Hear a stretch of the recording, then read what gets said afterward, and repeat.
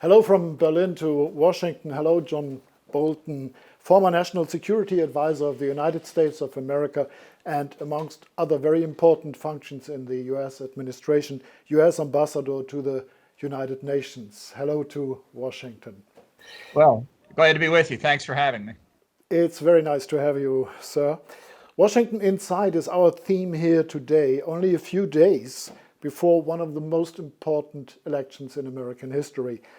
And what could be more inside than the Oval Office, where American politics are discussed on the very highest level? The room where it happened, so to say. That is the title of John Bolton's revealing book about Donald Trump's presidency. Ambassador, in your book, President Trump appears as somebody who puts his own political interests even above national security interests of the US. And I quote, "In fact, I'm hard-pressed to identify any significant Trump decision during my tenure that wasn't driven by re-election calculations." So what do you think? Will he be re-elected? What are his chances? Well, at this point, it's very hard to say, and discussion about what will happen on November the 3rd is driven by the memory of the 2016 election, where the pollsters and the pundits and the commentators all said that Hillary Clinton would easily beat Trump for the White House, and it turned out obviously that was not true. Right now, the polls, both at the national level and more importantly from the U.S. perspective at the state levels, have Biden in the lead, but these polls were wrong in 2016, and some people fear and some people hope that they will be wrong again this year. And the way I like to put it is, at this point, I would bet $1 that Biden is elected, but I wouldn't bet any more than that. Okay, let's take it for the dollar. Why? I mean, you are on record of saying that you are not going to vote for Mr. Trump. Neither for Mr. Biden, of course. But why, in your opinion, should one not vote for Mr. Trump? Well, I think there are two reasons. Number one, Trump doesn't adhere to any philosophy. He's certainly not a conservative or a Republican. That's not to say he's a liberal or a Democrat in American terms. He's Donald Trump. He that's what he favors. He doesn't pursue grand strategy. He doesn't really pursue policy. So, from a philosophical perspective, the decisions that he made in his first term that Republicans support were, I think, driven because he calculated that would make the base happy and they would support him for re-election. So that's a philosophical reason not to think that in a second term, when he doesn't face re-election anymore, he will be governed by the same political considerations. But second, I don't think he's competent to be president. He doesn't really care about learning the key issues he needs to worry about, as every other president has, Democrat or Republican. He doesn't think in long-term perspectives. He makes ad hoc, erratic, emotional, gut-level decisions. And I think that's very destructive. I think it's particularly destructive in foreign and defense policy. But it also means that his policies are unpredictable. He puts off allies. He confuses adversaries, and while the damage that's been done in the first Trump term, I think, can be fixed, I'm not sure that two Trump terms wouldn't leave us with some damage that's irreparable. Yeah, it was indeed very shocking, somewhat at least, to read in your book about decision making in the Oval Office a la Trump, how he made decisions more or less on a gut feeling and then to turn around 180 degrees quite soon afterwards. So let's assume for a moment that he wins the election. Polls can be faulty, polls can be flawed, as you rightfully said, compared to 2016. So what shall we be prepared for then? Is it some kind of a supercharged turbo Trump chaos, or what do you expect? Well, chaos is his most comfortable environment, so I think that will continue or indeed get worse. Once past the barrier of the election, I think that guardrail, that constraint is removed. Although it's controversial and difficult for some to understand, the failed impeachment effort has also contributed to this. The whole idea that impeaching Trump would deter him from the kind of conduct in Ukraine that was the central focus of the impeachment effort, runs against the contrary logic that he was acquitted by the Senate. And I think quite the opposite of being deterred and constrained, he feels emboldened by having won in the Senate, and he'll feel emboldened if he wins the election. So, for example, with respect to Europe, I'm very worried that the inclination, I think he's made clear on any number of occasions, the inclination to withdraw the United States from NATO may become much more real than even what we saw in the first term. And I think that would be a grave mistake. But I think that's consistent with what he would like to do because of the trade disagreements with the European Union and a range of other factors. This would be the case in other parts of the world. I think our alliances with Japan, with South Korea, with others might be in jeopardy. But certainly from the perspective of Europe, the relationship with NATO is the single most concerning issue. Yeah, that indeed worries people on this side of the Atlantic.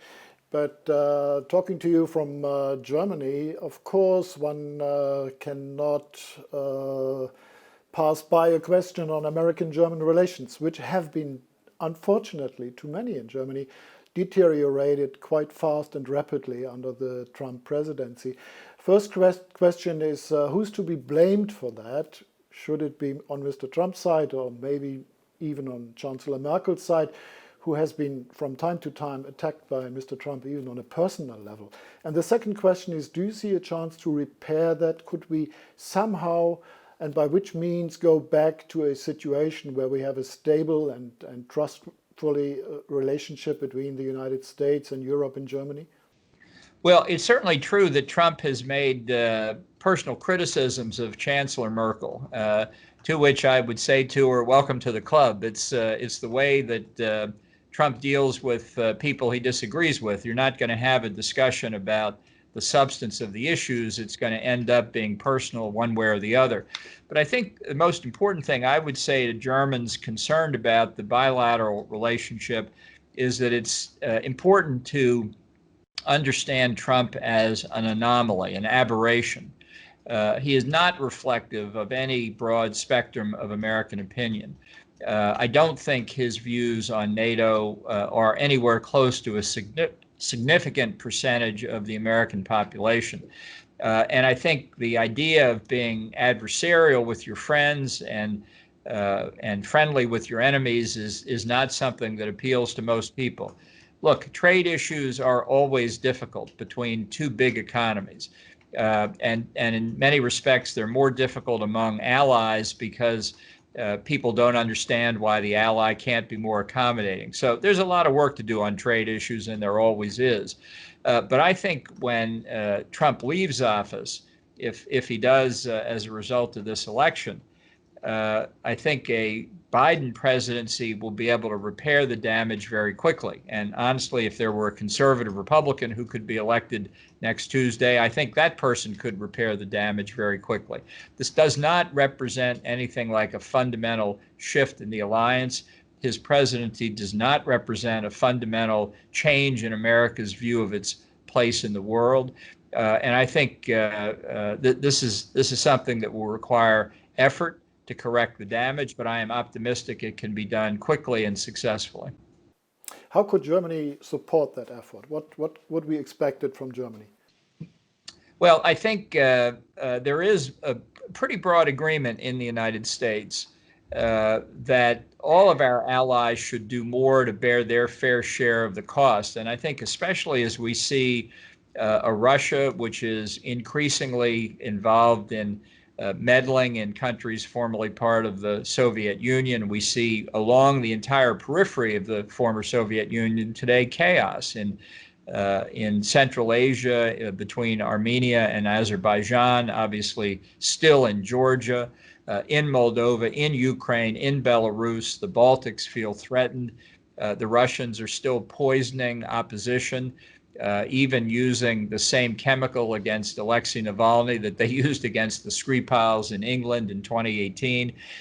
We need a strong NATO now as much as we ever did. And, it's not just Donald Trump who was critical of countries that didn't meet the Wales commitment of 2% of GDP on defense. Barack Obama, in an Atlantic magazine article, famously called the Europeans free riders.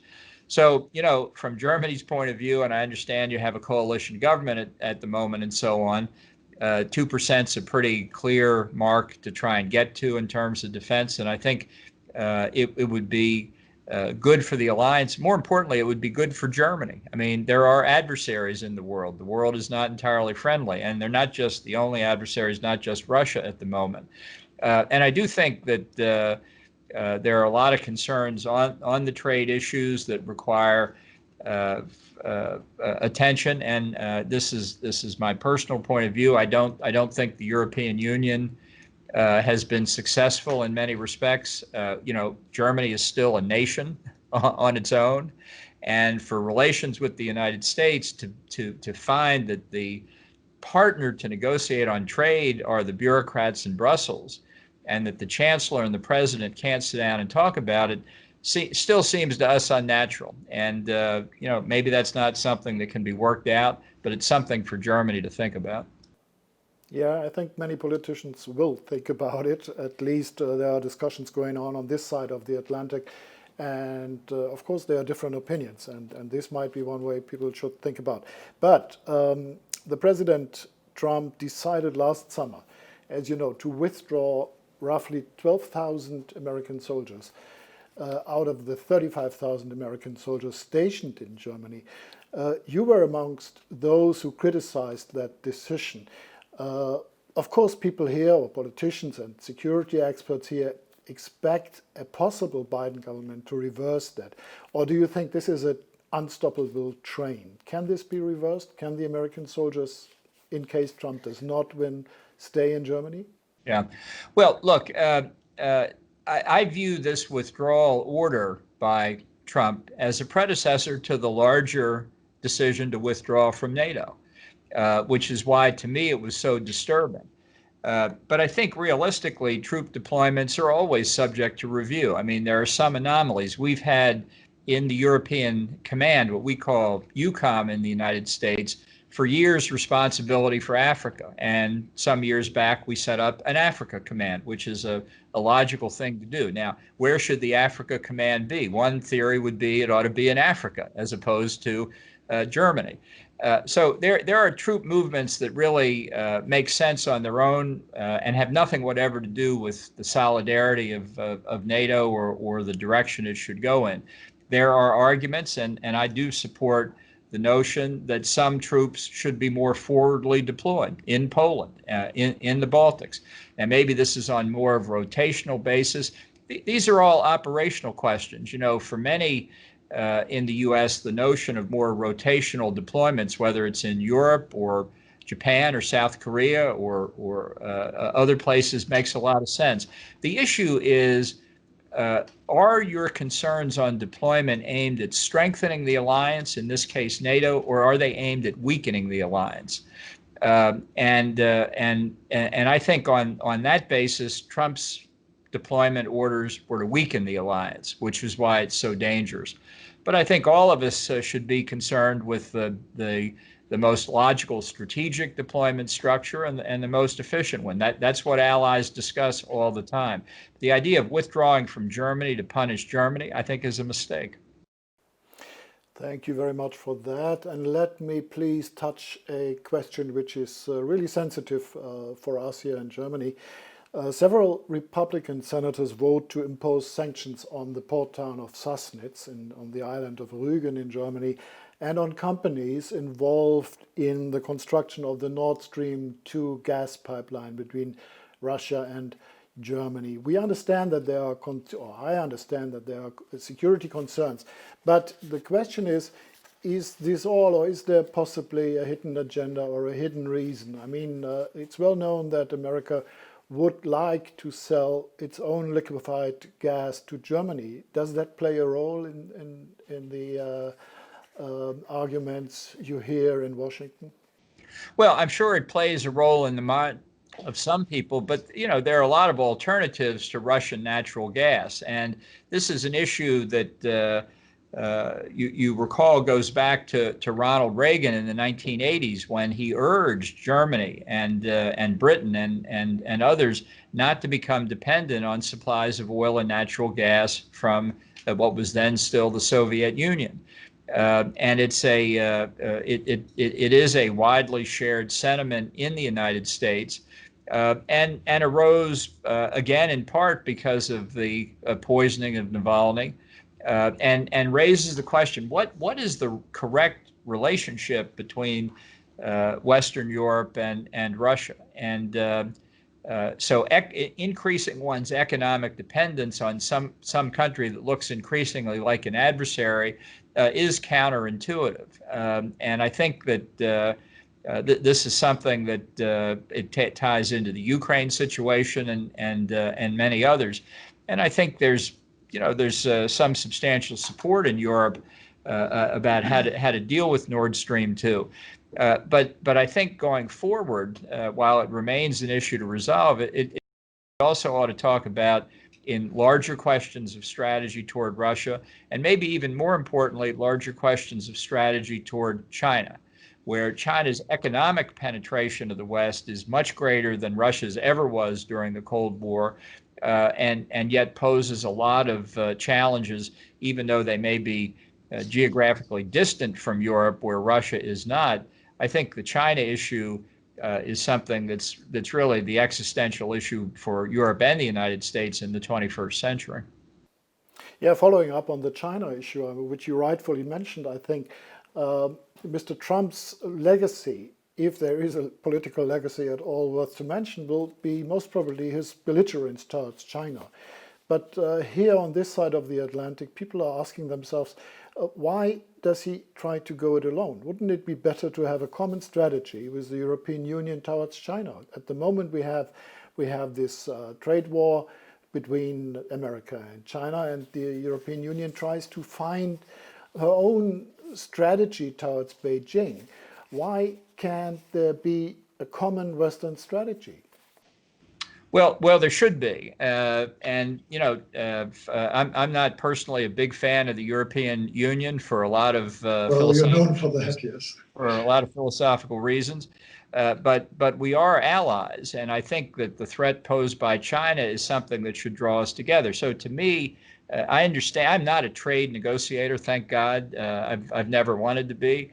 I don't underestimate what these issues are, but I think as president, if Biden is elected, he should press to get these issues resolved. And I think it should be a European priority as well, because if progress is being made on the bilateral issues, it makes it easier to devise a common strategy vis-a-vis China. And I think this is important not simply in the economic sphere, but in the politico-military sphere as well. China, for example, has the world's probably largest offensive cyber warfare program. It's building a blue water navy for the first time in 500 years.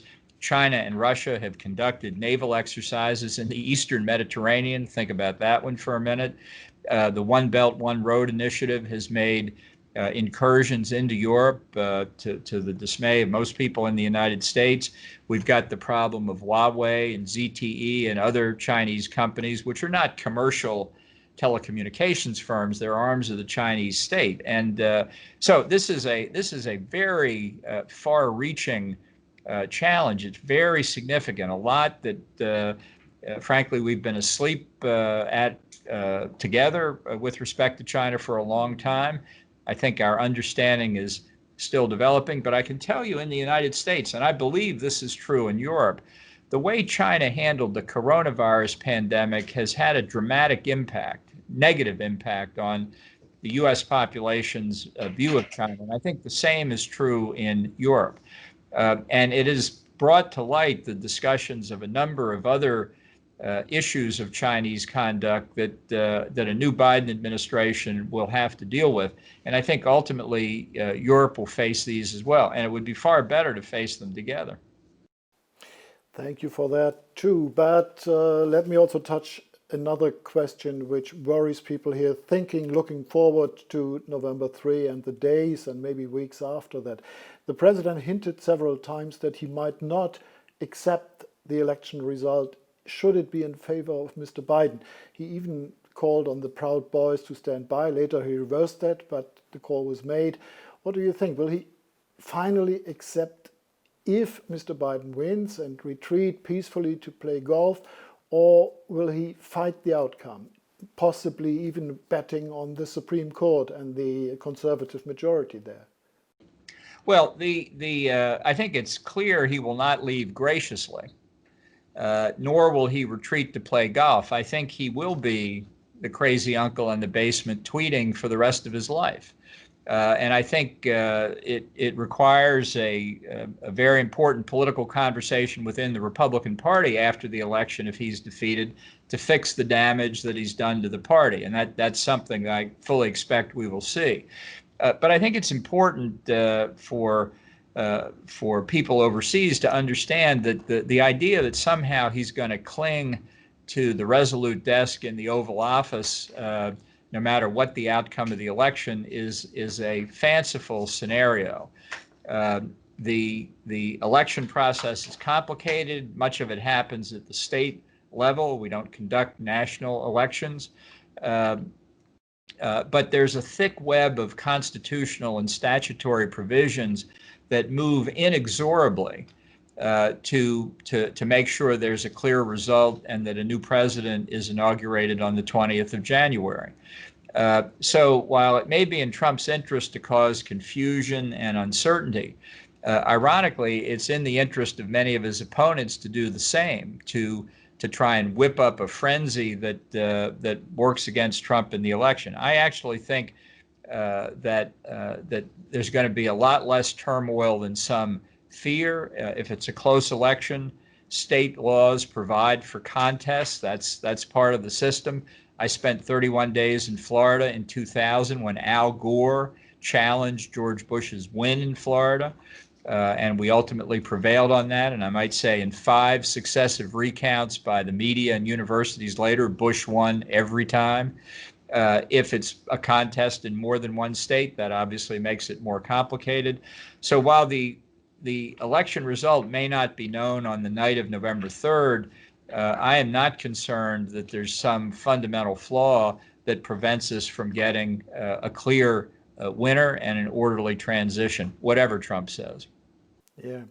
If opinion polls are not flawed, as they obviously have been in 2016, most probably the next president of the United States will be Joe Biden. But what, in your opinion, would his presidency look like? Will it be kind of a continuation of the Obama presidency only, or will Mr. Biden have the capacity to bridge that gap in America, what we see as a polarization in the society? Will he be able to reunite America, as he said? Well, I think I've known Biden for many, many years, going back even to the confirmation process for judicial nominations during the Reagan administration. And I think his default position as president would look a lot like a conventional Democratic administration. I think that would represent for Europe a return to normalcy. You know, we had that was Warren Harding's slogan in the 1920 election after World War I. So Biden is not Harding, and his normalcy is different, but he's a normal person and would govern as a normal president. And I'm sure as a normal Republican, I'll be criticizing him for his foreign policy shortly after he's inaugurated. But this would be a normal discourse within the U.S. system. The unknown about Biden comes from the left wing of the Democratic Party, which opposed his nomination for president, and he beat several prominent candidates, Bernie Sanders, Elizabeth Warren, who had much different views than he did. The question of how that will be resolved within the administration on the domestic side is one thing, on the foreign policy side is another. A lot will depend on who is appointed to key positions. But the uncertainty that exists, I think, is not necessarily between Republicans and Democrats at this point. It's uncertainty within the Democratic Party, and I'm probably the worst person to try and predict how that will come out. But I will watch it carefully. Ambassador Bolton, as things are, it seems that November 3, the election day, will not be one of your happier days, since you don't want to vote for Mr. Trump, and you can't, as a, if I may say, an honest Reagan conservative, you cannot vote for Mr. Biden either. So we can only wish you that you will somehow become happy in the days afterwards. Again, I thank you very much, Ambassador, to share your insights with us, and most important, stay healthy in these difficult times. Well, likewise, and thank you very much for having me. I appreciate it. Thank you.